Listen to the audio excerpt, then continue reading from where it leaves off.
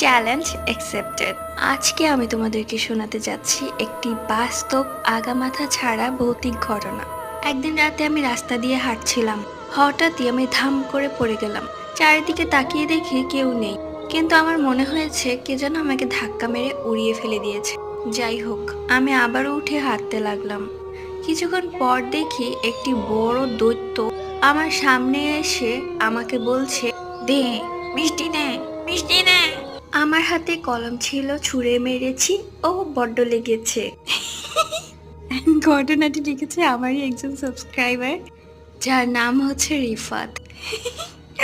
ভাই রে ভাই, এই ঘটনাটা পড়ে আমার এত পরিমাণ হাসি পেয়েছে যে কি বলবো, তাই তোমাদের সাথেও শেয়ার করে দিলাম। সো আজকের এই নেলারটি তোমাদের কাছে কেমন লেগেছে অবশ্যই কমেন্ট করে জানিও, আর লাইক সাবস্ক্রাইব করতে ভুলো না। সো সবাই ভালো থেকো, আমি সামনে আরো ইউনিক নেলার ডিজাইন নিয়ে তোমাদের কাছে হাজির হবো। Bye bye.